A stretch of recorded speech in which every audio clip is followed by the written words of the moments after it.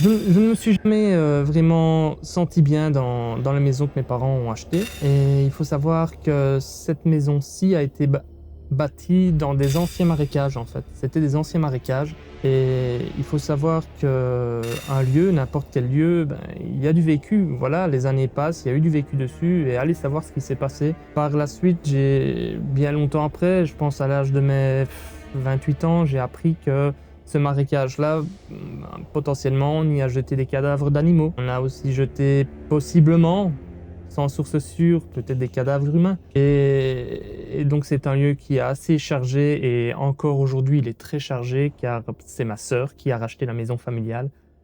Et encore actuellement, il se passe des choses, et il faut y aller régulièrement le nettoyer énergétiquement. Pendant tout un moment, je vais dire jusqu'à l'âge de mes 13, 14 ans, je n'avais plus rien eu. C'était calme, calme plat.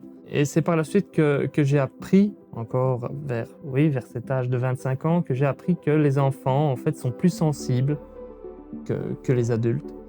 Et donc que potentiellement, des enfants peuvent voir certaines choses. Et j'en fais partie.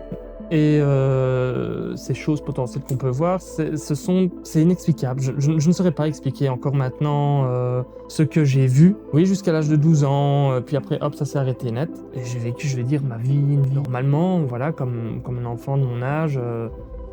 Et jusqu'à la période de mes 16 ans. Là, ça a été le revirement de situation. Ces choses sont revenues vers moi, mais j'ai vécu plusieurs drames familiales. À l'âge de mes 16 ans, j'ai ma sœur, l'une de mes sœurs, qui a eu un accident de voiture assez difficile, assez grave. Ses deux enfants étaient dans la voiture. Par chance, les enfants n'ont rien eu, mais c'est ma sœur qui a tout pris. Elle a eu un œdème au cerveau, qui l'a conduit dans un coma pendant 6 mois. Les médecins nous disaient clairement que si elle revenait par miracle, ça serait une plante. Et je pense que quand il nous arrive quelque chose ainsi, c'est carrément le monde qui s'effondre devant nous. Quand on voit les accidents qui se passent au journal télévisé, on se dit...